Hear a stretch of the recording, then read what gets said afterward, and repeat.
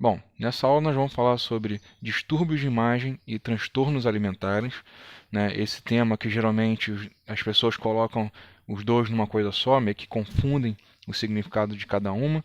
Então a gente vai separar esses dois significados e vamos entender como que acontece essas duas coisas e como elas se complementam.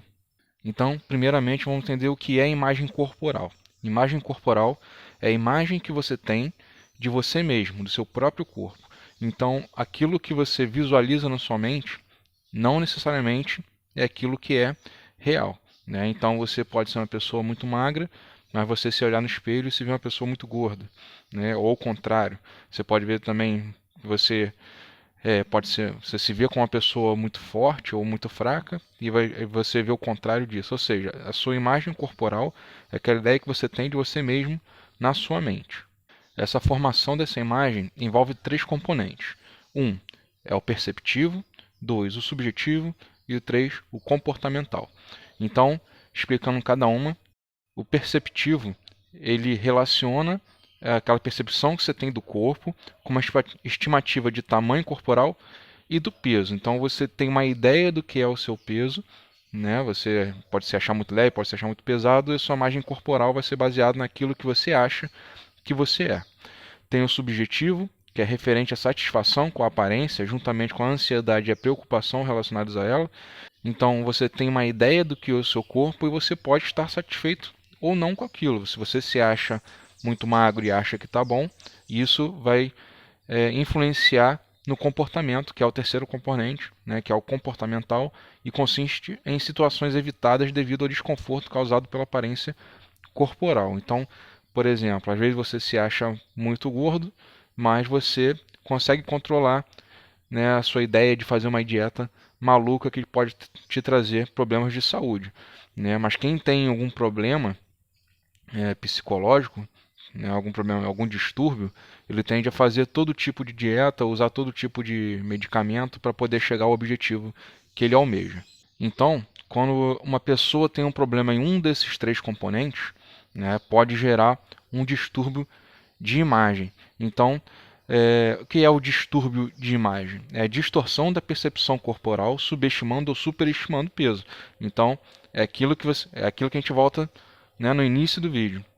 A ideia que você tem do seu corpo, mesmo não sendo exatamente aquilo que você vê. Então, o problema de você ver uma imagem distorcida de você mesmo é que isso pode gerar comportamentos compensatórios para poder tentar chegar a um objetivo, que seja ele emagrecer, né, ou ganhar força, ganhar peso. Então, o que causa um distúrbio de imagem? Primeiro, ele é mais suscetível em adolescentes e em mulheres. Isso por quê? Porque é uma idade em que esses adolescentes estão formando as suas opiniões, né, do que gostam, do que não gostam. Então você tem uma pressão social muito forte em cima das mulheres por conta da aparência. Então, o que a mídia e a sociedade jogam nas mulheres, que ela tem que ser magra, né?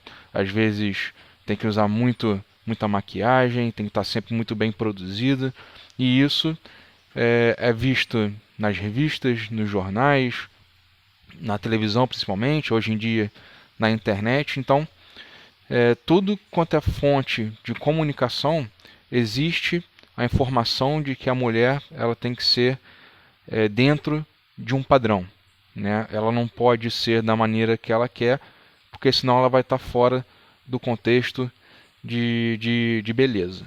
Hoje, como um dos maiores influenciadores, né, é o Instagram, porque lá a gente sempre consegue encontrar modelos geralmente muito magras ou geralmente muito fortes, e não tem imagens de pessoas tristes, né? Tudo lá é muito bonito, e então quando as pessoas olham essas imagens, elas associam a felicidade. Então, aquela vida fictícia que existe no Instagram é passada como verdade para as pessoas que estão do outro lado da tela olhando.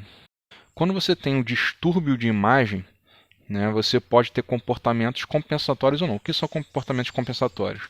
São comportamentos que você vai fazer com que você chegue ao objetivo que seja o contrário daquilo que você se imagina. Então, se você se imagina muito gordo, você vai fazer dietas para poder ficar magro, ficar no padrão social, vamos dizer assim. Se você é muito magro, você vai vai fazer exercícios, você vai se alimentar de uma maneira diferente, vai tomar remédios, né, ou esteroides que aumentem a sua massa muscular. Então isso são comportamentos compensatórios. E, obviamente, esses distúrbios de imagem vão levar a transtornos alimentares. O que são transtornos alimentares? São perturbações no comportamento alimentar, podendo levar a emagrecimento extremo, a obesidade ou outros problemas físicos. Então, são problemas psicológicos em que a pessoa se vê de uma maneira e tem comportamentos de uma forma extrema. Uma dessas formas extremas é a bulimia, em que são episódios de compulsão alimentar, seguido de comportamentos compensatórios inadequados, ou seja, ela pode forçar um vômito, tomar um laxante, né, ou tomar outra coisa. Por quê? Porque ela está um dia normal, num dia ela pode ter um estresse, né, ela pode ter se separado do marido, né, ou o homem ter se separado da esposa e do nada resolve atacar a geladeira, vai comer o quanto ele puder ali, que tiver ali. E depois ele tem um sentimento de culpa e ele faz um comportamento compensatório. Ele força um vômito, ele bota o dedo na garganta e faz com que o vômito, tudo aquilo que ele comeu na hora, saia, né? Também pode ser o uso de laxante, então ele comeu muito, depois de um tempo ele usa esse laxante para poder tirar todo aquele resíduo, né, que ele ingeriu de uma forma mais rápida e, para ele, na cabeça dele, uma forma mais eficaz. A outra, mais comum em mulheres, é a anorexia, né? E essa anorexia são restrições alimentares autoimpostas, ou seja, a pessoa mesmo faz aquilo com o corpo dela e deixa sequelas graves. Então, a anorexia basicamente é a pessoa que se vê gorda, estando muito magra, e ela se restringe a não comer, ela não come nada, né? Mesmo ela sentindo fome. Então tem pessoas que sentem fome, mas não comem, fica dias sem comer, e tem pessoas que não sentem fome, né? Porque na cabeça dela aquilo ali tá bom, mesmo se ela comer um pedacinho de alguma coisa, ela vai estar saciada. Então é um problema complicado porque deixa o corpo fraco, dá tonteira, né, náuseas, entre outras coisas, e a pessoa sente isso, mas não vê a necessidade de se alimentar adequadamente. E o corpo que não tem os nutrientes necessários, né, pode gerar falência dos órgãos, né, num momento inesperado, entre outras coisas, e isso pode levar à morte. E por último, a vigorexia, esse que é mais comum nos homens, né? Hoje em dia a gente tem um alto índice em mulheres também, mas os homens ainda são os maiores participantes desse problema. E o que é a vigorexia?